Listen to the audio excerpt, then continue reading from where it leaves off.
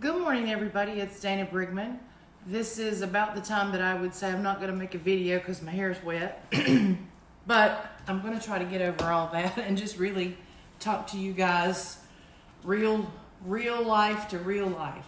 And so today, I have a great example of showing you a meal plan that has some gaps in it, some extremely common gaps in it.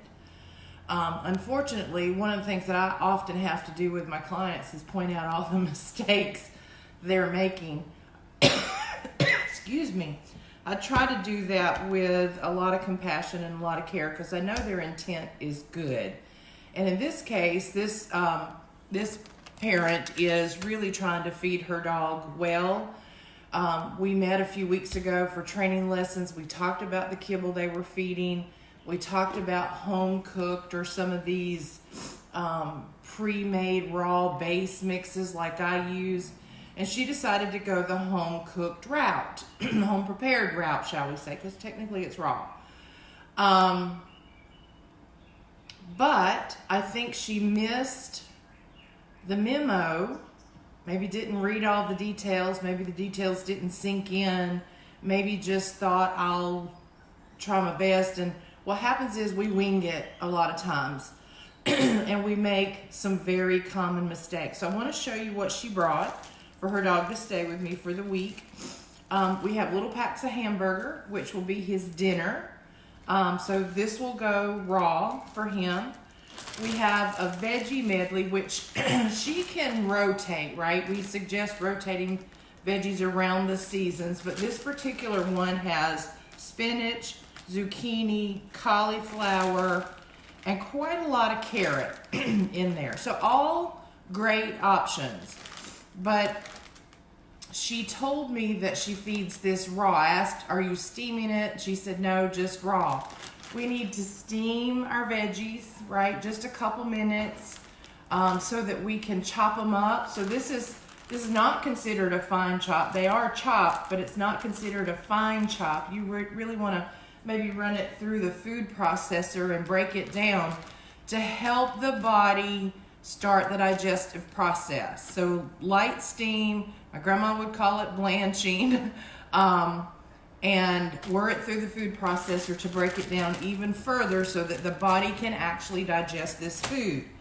She brought me some cottage cheese. She brought some yogurt, probiotic. We're going to talk about that in a minute. And she brought some scrambled eggs for breakfast. So, what's missing from this diet?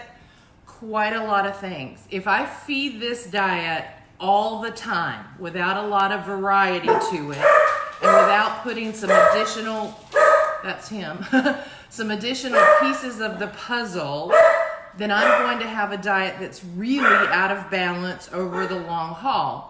A diet that's out of balance for our dogs can create a lot of health issues and behavioral issues, right? We see it all the time. So, what's missing?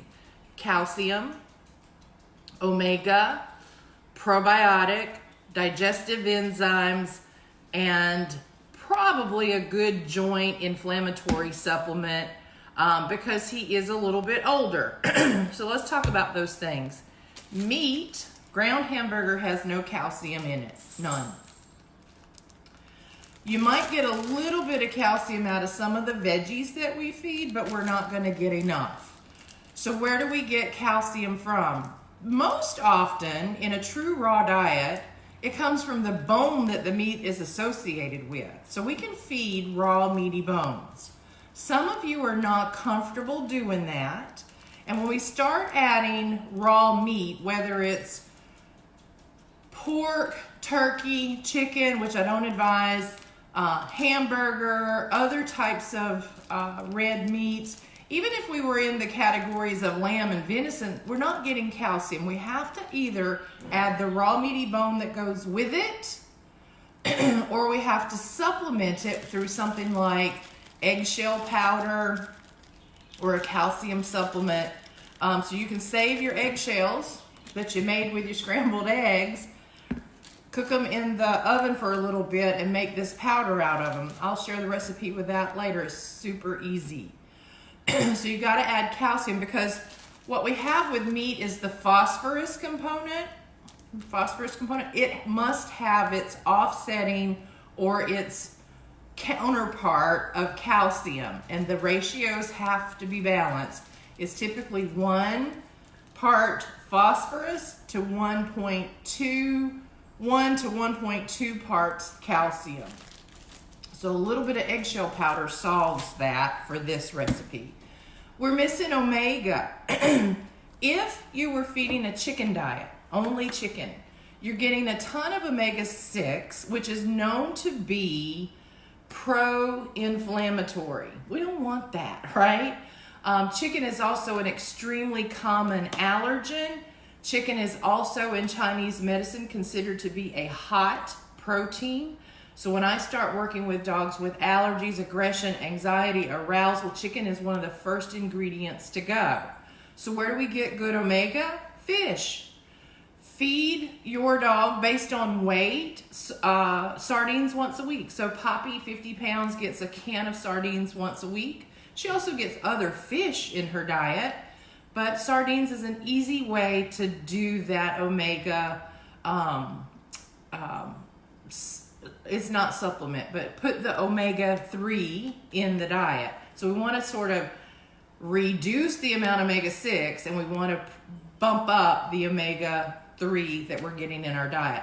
So fish sources, sardines only once a week will be beneficial to that. So probiotic, this was a post I made earlier in the week. This is not enough, right? So if I'm putting this in the dog's food bowl, what am I giving him? A little dollop, right?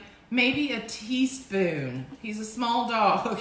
He might be 25 pounds.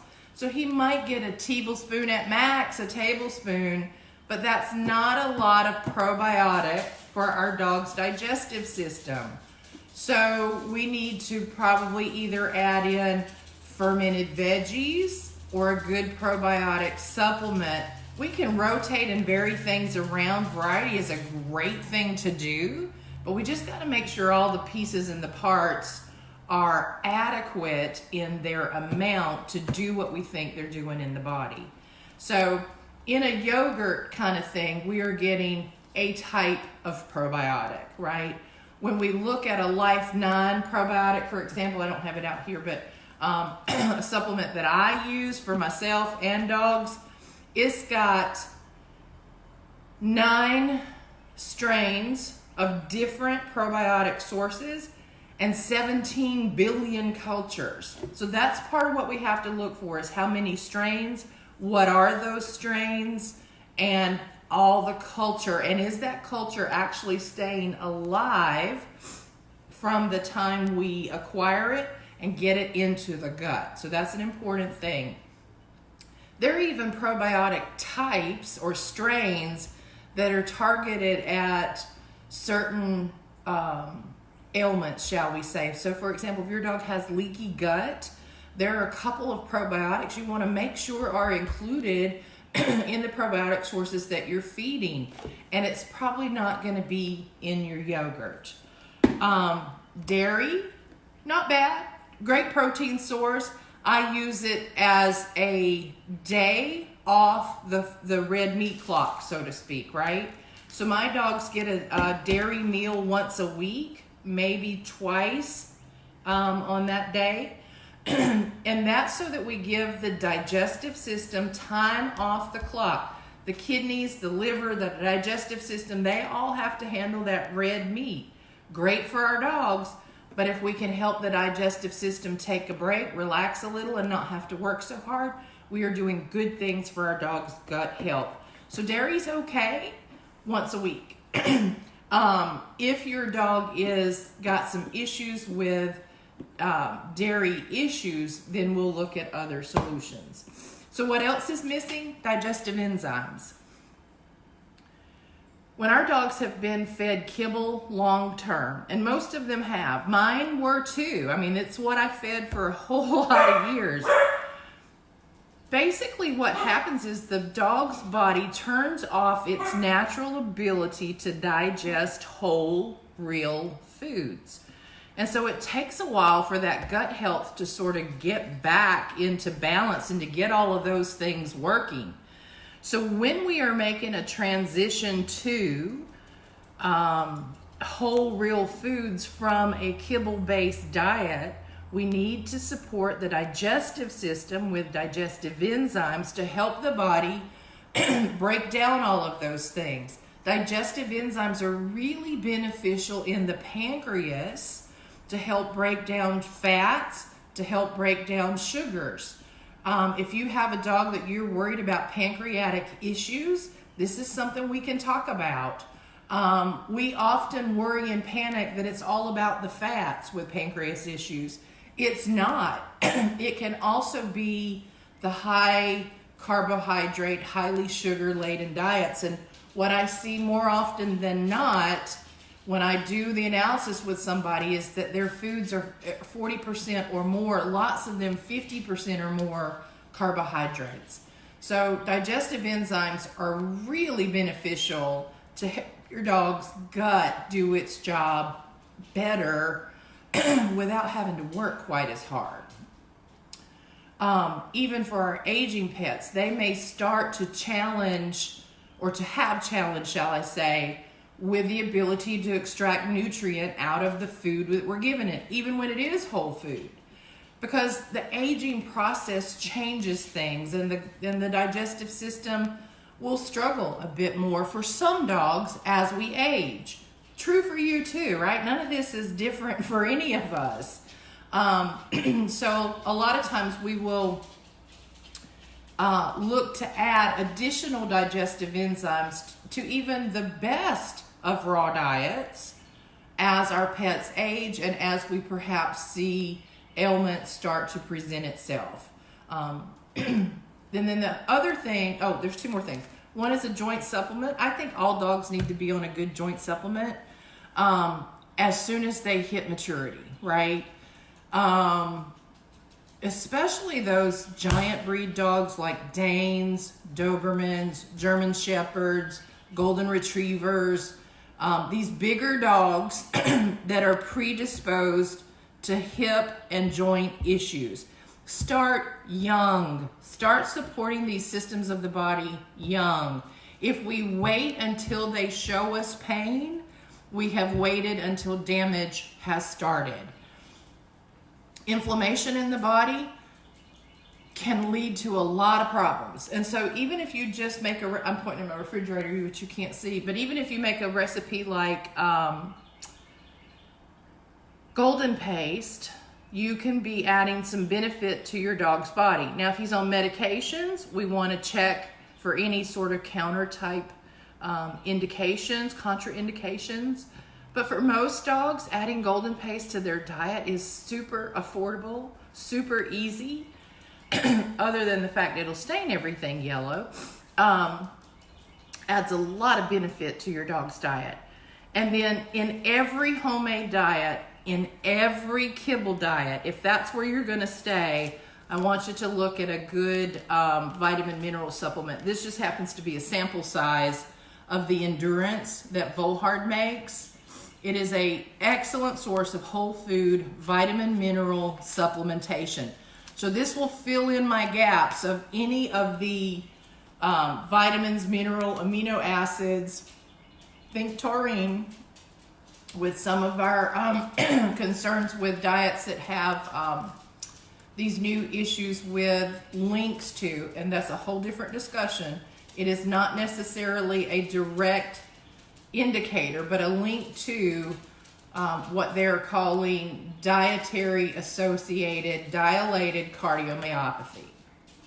I have a whole discussion on that on my blog site as well, and happy to talk to anybody about it because I lived through DCM with my own Great Dane many years ago.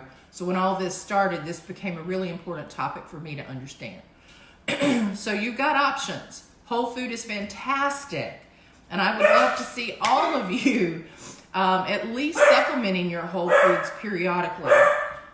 So to give you some food for thought about those things, go to my website, caninecoach.dog/well-fed-kibble.